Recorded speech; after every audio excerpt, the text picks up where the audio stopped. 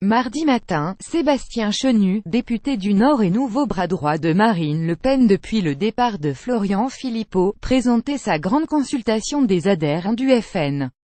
80 questions portant sur l'organisation et le programme du parti qui serviront de matière première à Marine Le Pen et les siens pour élaborer un nouveau projet. Un texte qui sera par la suite soumis au vote de ces mêmes adhérents lors du prochain congrès frontiste. Sous ses apparences démocratiques, le procédé sert surtout à liquider pour de bon l'héritage politique de Florian Philippot, parti avec perte relative et fracas important du FN après avoir été critiqué en interne pendant toute la campagne. Les lieutenants frontistes lui reprochaient d'avoir imposé son logiciel néo-chevènementiste au parti et d'avoir tout fait pour affaiblir l'influence des autres conseillers de Marine Le Pen, qu'ils partagent ou non ses opinions jugées très à gauche. Une critique publiquement partagée par Marine Le Pen après le départ de son conseiller. Florian avait plutôt raison et tous ceux qui n'étaient pas d'accord avec lui étaient plutôt considérés comme ayant tort, avait-elle déclaré lors de l'émission politique sur France 2. Se relégitimer après son débat de l'entre-deux tours raté, et le départ des deux stars du parti, Marine Le Pen cherche aujourd'hui à se relégitimer aux yeux des siens. 83% seulement des sondés qui sont proches du FN déclarent aujourd'hui lui faire confiance. C'est un peu moins que pour Marion Maréchal Pen, explique Jean-Daniel Lévy, directeur du département politique et opinion de Harris Interactive. Et un tiers des sympathisants du FN déclarent faire confiance à Wauquiez, poursuit le politologue.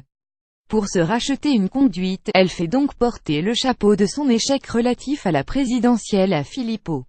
En plus de ses critiques publiques à destination de son ancien conseiller, le questionnaire lui en donne donc l'occasion. Il lui permet notamment de se réconcilier avec son camp sur le plan des idées. En effet, même si la patronne est incapable de dire combien il y a exactement d'encartés dans son parti donc de destinataires au questionnaire, elle n'ignore certainement pas que ceux-ci sont beaucoup plus à droite que Philippot et qu'une grande partie de ses 10,6 millions d'électeurs à la présidentielle ne se sentaient pas protégés par « le candidat des banques ». Les contradictions de Marine Le Pen. Les réponses apportées à cette grande consultation valideront à coup sûr le discours post-départ de Philippot selon lequel le Frexit n'est plus un préalable à toutes les autres mesures proposées par la candidate, par les sympathisants les plus radicaux. Êtes-vous favorable à ce que la question monétaire ne soit plus présentée comme prioritaire au sein de notre programme économique, peut-on lire dans le questionnaire. Les militants frontistes dont le vote est principalement structuré par les questions d'immigration et de sécurité ne manqueront pas de répondre positivement à cette question orientée. Rappelons que, lorsqu'il était au FN, le Mazarin de Marine menaçait régulièrement de mettre les voiles si le programme ne faisait pas de l'Union européenne et de l'abandon de l'euro un préalable à toute autre mesure.